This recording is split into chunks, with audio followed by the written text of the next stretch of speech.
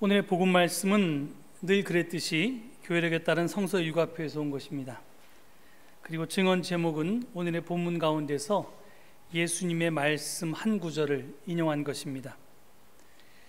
증언을 준비하면서 오늘의 복음 말씀을 읽을 때 제목으로 택한 좀 쉬어라 라는 구절이 제 마음을 두드렸습니다. 그 이유는 요즘 무더위가 한창 기승을 부리고 있는데 이로 인해 몸도 지치고 마음도 지쳐 있어서 좀 쉬라는 예수님의 말씀이 저에게 복음처럼 들렸기 때문일 수도 있습니다. 또 얼마 전부터 우리 교회에서 크고 작은 병을 앓는 교우들이 많아졌는데 그 이유가 그분들이 쉬지 못했거나 또는 쉬지 않아서 그렇게 된 게 아닌가 싶어서 좀 쉬라는 그런 권면을 드리고 싶어서인지도 모르겠습니다. 더구나 이제 본격적인 여름 휴가철이니까 쉼에 대한 설교가 필요할 듯도 싶었습니다. 아무튼 이런 저런 여러 가지 이유들로 인해서 오늘 증언 주제를 쉼으로 잡았는데 막상 증언을 준비하다 보니까 그게 그리 간단하지가 않았습니다. 사실 첫 질문부터 막혔습니다. 과연 쉼이란 무엇인가? 도대체 어떻게 쉬는 것이 정말로 쉬는 것인가? 이 질문에 대해서 똑부러지고 명쾌한 답이 떠오르지가 않았습니다. 그냥 아무 일 안 하고 빈둥빈둥 노는 게 쉬는 건지 하여튼 제 마음에 흡족한 답이 없었습니다. 답을 찾으려고 곰곰이 생각을 해보니까 질문이 꼬리에 꼬리를 물었습니다. 왜 쉬려고 휴가를 갔다 왔는데 더 피곤하기만 할까? 왜 사람마다 쉬는 방법이 다 다를까? 쉬는 것과 노는 것은 같은 것일까? 다른 것일까? 다르다면 무엇이 어떻게 다를까? 쉼과 일이 관련이 있는데 일하지 않은 사람은 쉼도 필요 없을까? 또 놀듯이 재미있게 일하는 사람들은 일하면서 노는데 따로 쉼이 필요한가? 이런 등등의 질문이 제 머릿속을 어지럽게 맴돌았습니다. 그래서 이 질문들이 막 실타래 엉키듯이 엉켜가지고 제가 이걸 잘 풀기가 되게 어려웠습니다. 그래서 욕심을 버렸고요. 그래서 얻은 결론은 평소 깊이 고민해보지 않은 문제를 제가 겁없이 꺼내들었다 하는 것이었습니다. 그리고 한편의 증언으로는 도저히 이 주제를 다 다룰 수 없겠다는 것이었습니다. 그래서 오늘은 쉼에 대해서 제가 제기했던 여러 질문에 대해서 나름대로 제가 찾은 짧은 답들을 여러분들에게 소개하는 것, 그리고 오늘 본문을 풀이하는 것에 만족해야 할 듯 싶습니다. 나중에 아마 안식일에 대해서 설교를 할 기회가 있으면 이 부분에 대해서 크게 보충할 수 있을 것이라고 생각됩니다. 요즘은 농촌에서 경운기를 쓰는데요, 예전에는 다 소를 부렸습니다. 저도 농촌 출신이 아니지만 저같이 이 도시에서 자란 사람도 사람이 소를 부리는데 적어도 두 마리 말이 필요하다는 것 정도는 압니다. 그것은 일야와 워입니다. 일야는 앞으로 가라는 말이고요, 워는 멈추라는 말입니다. 소가 사람과 함께 일을 하려면 최소한 이 두 가지 신호는 알아들어야 합니다. 사람이 소를 부릴 때 하라는 뜻인 일야뿐만 아니라 그만두라는 뜻인 워도 반드시 필요하다는 사실은 우리에게 보편적인 진리 하나를 가르쳐 줍니다. 그것은 워 없이는 일야가 제대로 작동할 수 없다는 것입니다. 이는 소를 부리는 데만이 아니라 최첨단 과학기계를 부리는 데도 마찬가지로 적용됩니다.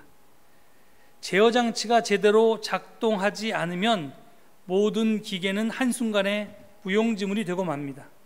아니, 무용지물이 되는 것을 넘어서 인간을 파괴하는 지경에까지 이르게 됩니다.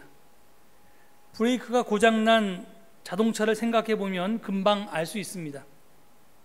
아무리 성능이 뛰어난 엔진을 달고 있어도 구르는 바퀴를 멈추게 하는 브레이크 장치가 재구시를 하지 못하면 그 자동차는 아까운 사람 목숨만 잡아먹고 말 것입니다.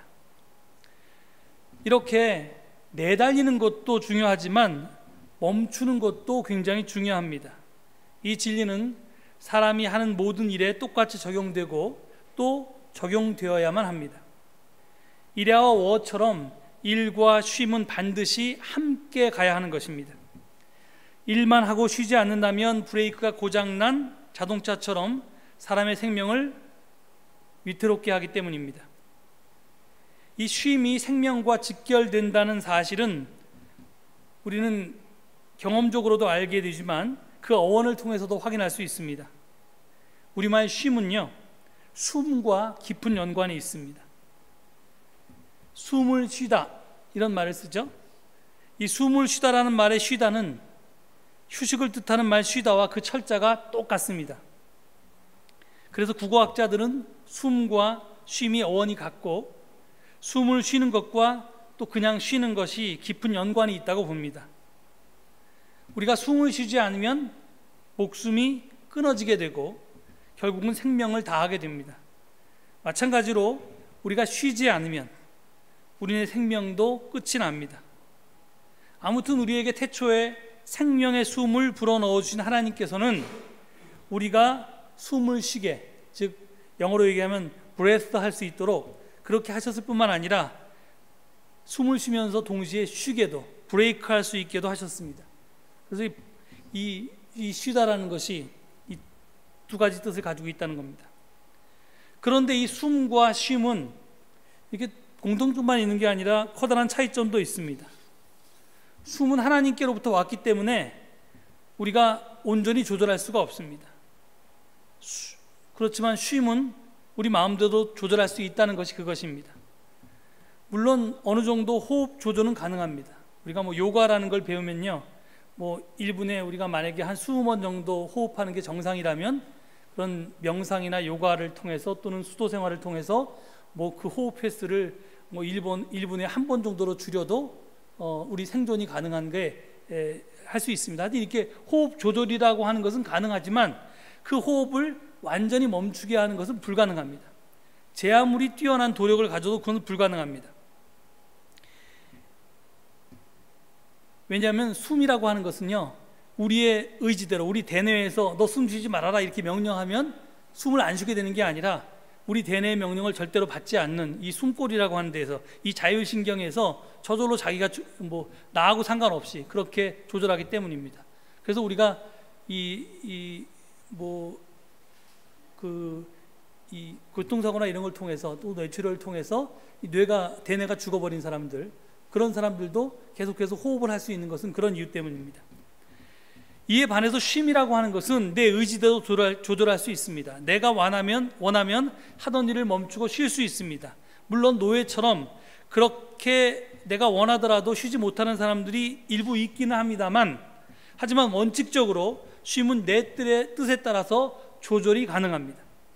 내 의지에 따라서 쉴 수도 있고 안 쉴 수도 있다는 것입니다. 그런데 이상하게도 지구상에 있는 온갖 생명체들 가운데 쉴 수 있으면서도 스스로 잘 쉬지 않은 생명체가 있는데 그것이 바로 인간입니다. 누가 쉬지 못하게 우리를 강제합니까? 그것은 바로 자기 자신입니다. 인간의 끝없는 탐욕이 인간을 쉴 줄 모르는 동물로 만듭니다. 또 쉴 수 없도록 남에게 일을 강요하기도 합니다. 독일의 작가 라이니 베리 이런 이야기를 들려주었습니다. 한 관광객이 작은 어촌의 평화로운 장면을 찍기 위해서 카메라에 초점을 맞추고 있었습니다. 그의 렌즈에 남루하게 차려입은 한 사람이 해변으로 밀려오는 파도에 흔들리는 낚싯배에서 꾸벅꾸벅 졸고 있는 모습이 잡혔습니다. 그는 그 광경을 사진에 담으려고 카메라의 사철을 눌렀습니다. 그러자 그 소리에 어부가 잠에서 깼습니다. 관광객은 그에게 말을 걸기 시작했습니다. 날씨도 좋고 바다에는 물고기도 많은데 왜 당신은 바다에 나가서 물고기를 더 잡아오지 않고 여기서 빈둥거리면서 누워 있습니까? 그러자 어부가 대답했습니다. 이미 오늘 아침에 충분할 만큼의 물고기를 잡았기 때문이지요. 관광객이 다시 말했습니다. 하지만 이렇게 생각해 보십시오. 만일 당신이 하루에 한 번이 아니라 서너 번 출항한다면 지금보다 서너 배는 더 많은 물고기를 잡을 수 있지 않겠습니까? 그러면 어떤 일이 생긴지 알고 있습니까? 어부는 모르겠다면서 고개를 가로저었습니다. 그러자 관광객은 의기양양하게 말을 이었습니다. 만이 1년쯤 지나면, 한 1년쯤 지나면 당신은 통통배 한 척을 살 수 있을 것입니다. 한 2년만 고생하면 배를 한 척 더 사겠지요. 언젠가는 냉동 공장이나 훈제 가공 공장을 살 수도 있을 것입니다. 당신이 잡은 물고기를 대도시까지 싣고 갈 트럭도 여러 대 마련할 수 있을 것입니다. 그러고 나면 어떻게 되지요? 라고 어부가 기대에 찬 목소리로 물었습니다. 그러자 관광객은 거의 자아도취에 빠져서 이렇게 말했습니다. 그러고 나면 당신은 조용하고 멋진 해변에 앉아서 햇빛을 쬐면서 졸면서 바다를 바라볼 수 있을 것입니다. 그러자 어부가 크게 실망한 말투로 말했습니다. 그게 바로 당신과 대화를 시작하기 전에 내가 하고 있던 일 아니요? 가난했던 어부가 부자가 되어서 하게 될 일이 결국 가난했을 때 했던 일이라면 인간은 무엇 때문에 그렇게 땀을 흘리고 하고 싶지 않은 일을 자제해 가면서 바둥바둥 쉬지 않고 일을 해야 하는 것일까요? 우리가 살다 보면 종종 목적과 수단을 혼동합니다. 우리가 살기 위해서 먹는지 아니면 먹기 위해서 사는지, 살기 위해서 일하는지 일하기 위해서 사는지, 쉬기 위해서 일하는지 일하기 위해서 쉬는지, 이게 도대체 뭐가 목적이고 뭐가 수단인지 우리가 헷갈려집니다. 이상한 것은 우리 인류 문명이 특히 산업혁명 이후에 우리가 쉴 수 있는 시간을 벌기 위해서, 그래서 더 많은 돈을 벌기 위해서 생산성이 높아지고 노동집약적으로 굉장히 일을 많이 하게 됐는데, 그런데 50년 전, 100년 전 사람들보다 우리에게 쉬는 시간이 더 많이 생겼느냐 하면 그렇지 않다는 것입니다. 우리는 오히려 옛날 사람들보다 쉴 시간이 없습니다. 왜? 분명히 생산성은 높아지고 가진 것도 많아졌는데, 그 이유는 우리가 계속해서 생산되는 새로운 물건을 쫓아갈 수가 없어서 그것을 사기 위해서 더 많은 시간 일해야 되고 더 많은 돈을 벌어야 되기 때문에 그렇습니다. 그런데 결국 그렇게 많이 가져서 우리가 궁극적으로 얻으려고 하는 목적이 뭐냐는 겁니다. 지금 아까 소개한 이 어부의 이야기는 우리에게 중요한 질문을 던집니다. 하여간 우리의 목적이 무엇이고 우리의 수단이 무엇인지를 구별해 내려면 결국은 이 질문에 답하기 위해서도 우리는 쉼이 필요합니다. 좀 하던 일을 멈추고 생각이라는 걸 해봐야 됩니다.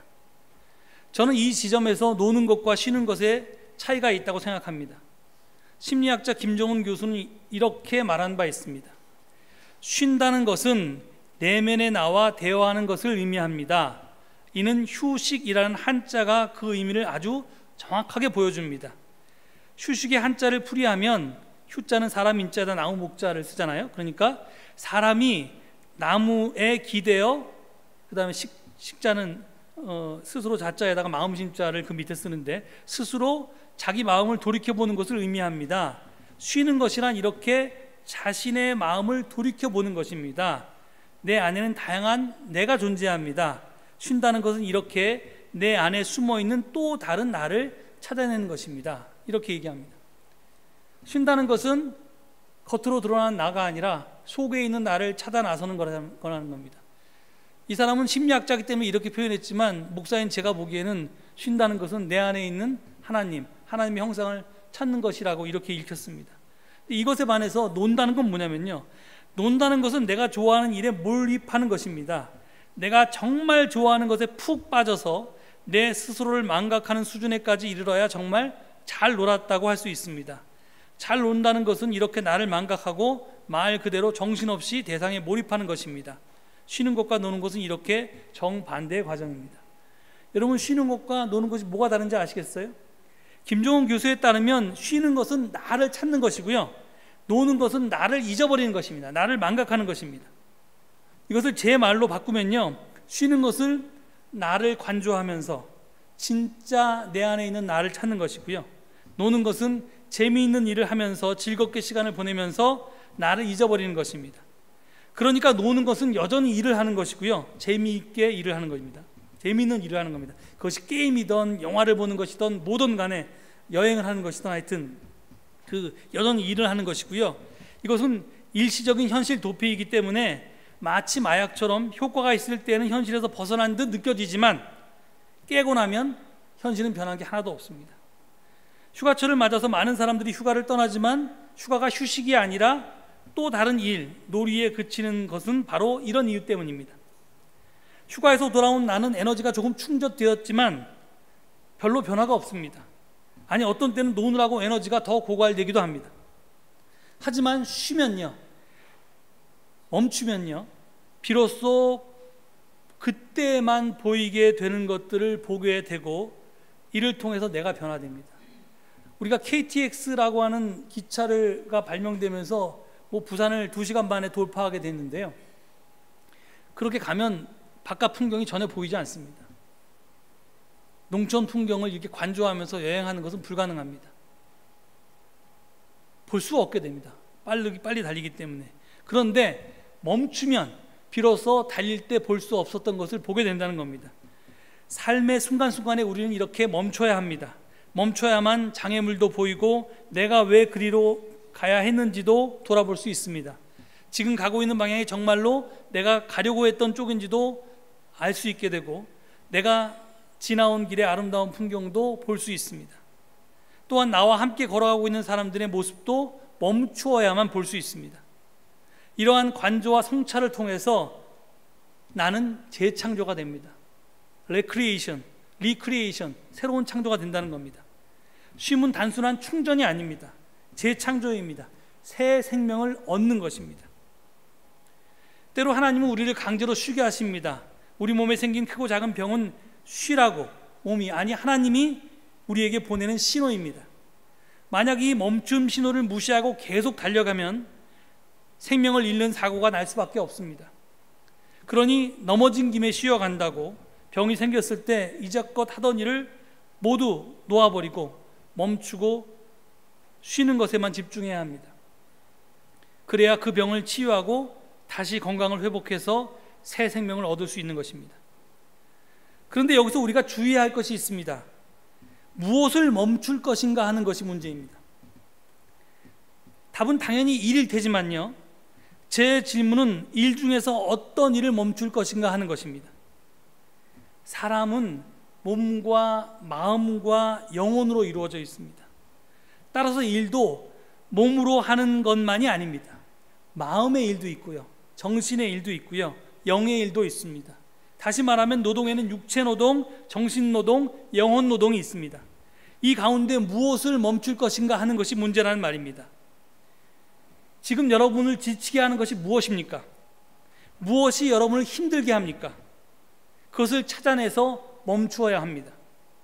육체적으로 지쳐있다면 육체 노동을 멈추어야 할 거고요, 정신적으로 지쳐있다면 정신 노동을, 영적으로 지쳐있다면 영혼 노동을 멈추어야 합니다. 그것이 여러분의 쉼입니다. 육체적으로 지쳐있는데 정신을 쉬면, 생각을 쉬면 그것은 쉼이 아닙니다. 반대로 정신적으로 힘겨우면 생각하기를 쉬어야 합니다. 그러기 위해서 육체적으로 힘들게 해서 생각을 멈추게 할 수는 있습니다. 하지만 다른 생각을, 이 생각에 집중하기 싫어서 다른 생각을 하는 것은 쉼이 아닙니다. 아무튼 핵심은 어떤 일을 쉬느냐 하는 것에 있습니다. 그것을 바르게 찾아내서 쉬지 않으면 병이 낫지 않고 병은 점점 깊어져만 갑니다. 육체적으로 힘든 분이 있으면요, 여행 가서 여기저기 돌아다닐 생각하지 마시고, 그래서 몸 더 힘들게 하지 마시고 그저 방구석에서 빈둥빈둥 거리면서 아무 일 하지 않고 쉬시기 바랍니다. 정신적으로 힘든 분이 있으면 그분은 푸른 대자연 속으로 나아가서 멍하니 아무 생각하지 말고 그냥 있으십시오. TV도 보지 말고 되도록 책도 읽지 마십시오. 그냥 경치 구경하고 새소리, 물소리 들으면서 아무 생각하지 마십시오. 서양 사람들은 휴가를 그렇게 즐깁니다. 우리나라 사람처럼 정말 일하듯이 휴가를 전투적으로 즐기는 사람들은 정말 없습니다. 이런 생각들을 제가 하여튼 이 쉼이라는 주제를 가지고 설교를 준비하면서 생각이 났고요. 이제 본문을 좀 간단하게 살펴보려고 합니다. 오늘 복음 말씀은 앞서 예수님이 둘씩짝지어 파송한 12제자가 맡겨진 선교 사역을 성경적으로 마치고 예수님께 보고한 이야기로 시작합니다. 30절을 보면 사도들이 예수께로 몰려와서 자기들이 한 일과 가르친 일을 다 그에게 보고하였다, 이렇게 되어 있습니다. 그런 제자들에게 예수님은 31절에서 너희는 따로 외딴 곳으로 와서 좀 쉬어라고 말씀하십니다. 열심히 일한 제자들에게 휴식을 명령한 것입니다.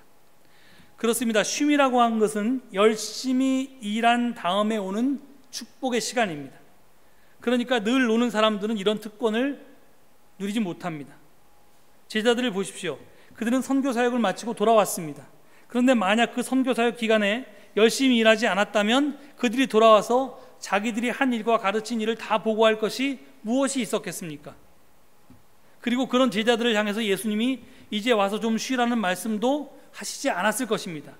아마 그때 이렇게 놀고 왔다면 예수님이 너희들 실컷 쉬고 놀았으니 이제부터 일 좀 해라, 이렇게 말씀하셨을 것입니다. 즉 제자들은 최선을 다했기 때문에 휴식이 주어진 것입니다. 그러므로 우리들도 각자 자기에게 주어진 일을 열심히 해야 할 것입니다. 열심히 일한 후에야 우리의 휴식은 비로소 참된 휴식이 될 수 있습니다. 계속해서 본문 31절이 말합니다. 그때 예수께서 그들에게 말씀하셨다.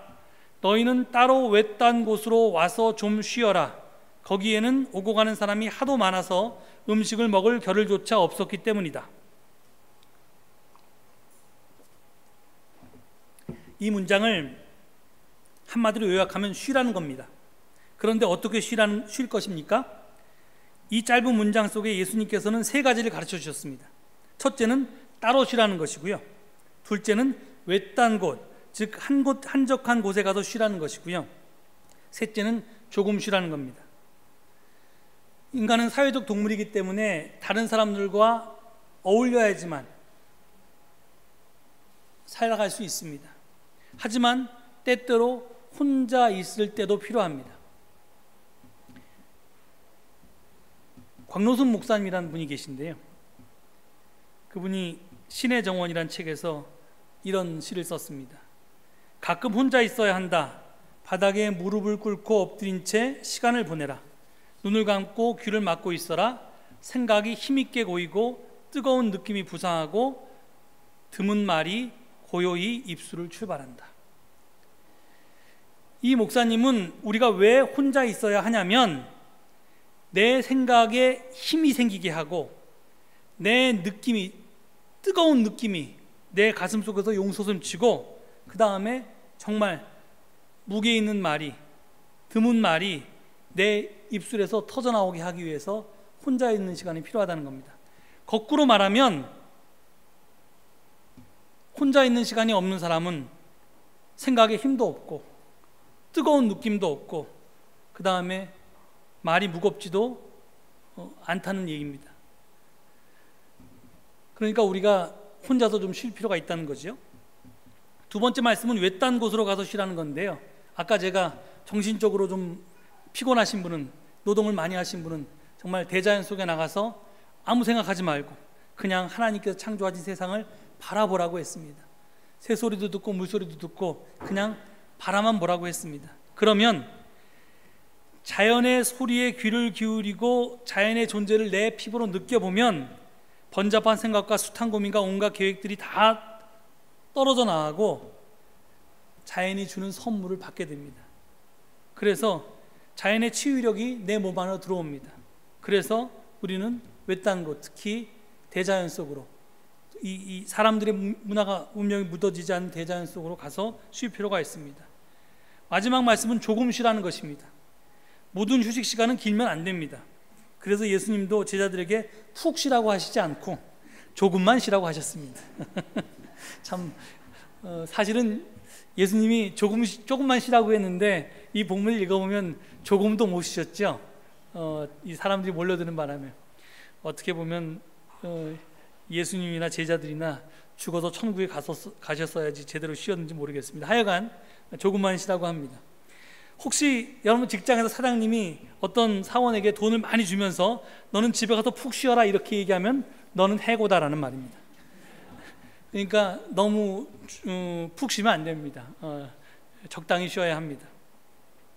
그런데 예수님이 혼자 쉬어라, 그 다음에 뭐 한적한 곳에서 따로 쉬어라, 그리고 조금 쉬어라 라는 말보다 사실 이 본문에서 저를 사로잡은 단어가 따로 있습니다.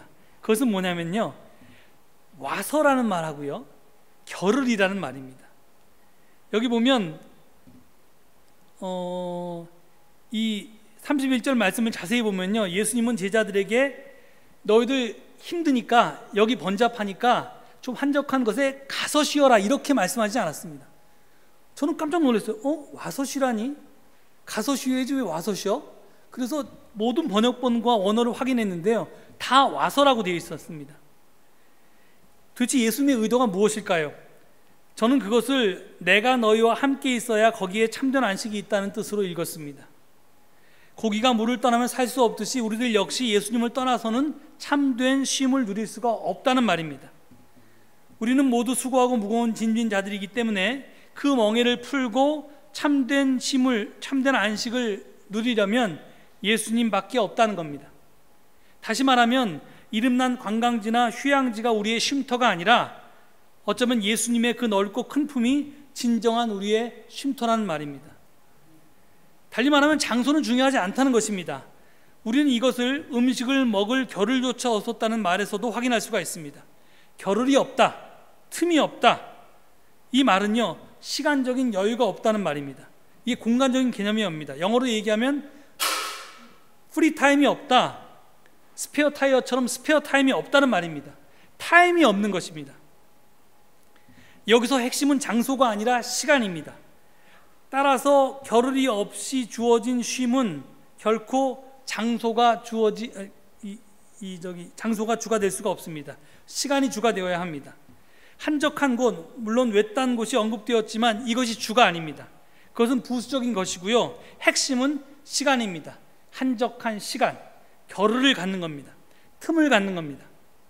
우리가 다람쥐 쳇바퀴 돌듯 일상을 끊임없이 반복하기 때문에 나를 잊어버리고 삶을 잃어버리고 생명마저 위태롭게 됩니다. 그래서 예수님은 우리가 그런 일상으로부터, 바쁜 일상으로부터 벗어나서 특별한 시간을 좀 가져라, 이렇게 우리에게 말씀하시는 겁니다.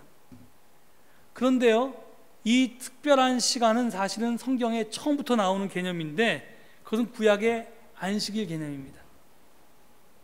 안식일 신학을 가장 감동적으로 설명한 사람이 유대교 랍비 아브라함 헤셀인이라는 사람인데요, 아브라함 헤셀은 안식일을 뭐라고 정의했냐면요, 시간 안에서의 성전이라고, Sanctuary in Time이라고 정의했습니다. 시간 안에서, 우리가 가지고 있는 많은 시간들 가운데 거룩한 성전이 바로 안식이라는 겁니다. 세상의 모든 종교는요, 특정한 장소를 성전이라고 부릅니다.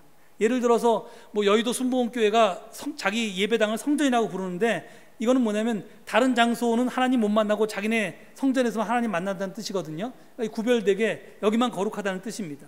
보통 장소를 그렇게 지칭하는데 유대교는 그렇지 않았다는 겁니다. 장소가 특정하지 않고요, 비록 예루살렘 성전도 있었지만 그 성전보다 더 중요한 것은 매주 반복되는 안식일이라고 하는 거룩한 시간이라는 겁니다. 이 시간이 우리에게 중요하다는 겁니다. 이게 참된 쉼을 우리에게 주고 참된 휴식을 우리에게 준다는 겁니다. 근데 안식일은 뭐 합니까? 물론 지금 안식일과 주일은 다르지만요, 예전에 구약의 시대에 그랬고 신약의 시대에 그랬고, 우리는 예배를 드립니다. 예배라는 게 모르겠어요. 예배위원들은 예배 드리는 게 일일지도 모르고요, 설교를 준비하는 저에게도 일이죠. 성가대원들에게 일일지 모르겠습니다. 근데 여러분들에게도 일입니까? 사실은 예배는 일이 되어서는 안 됩니다.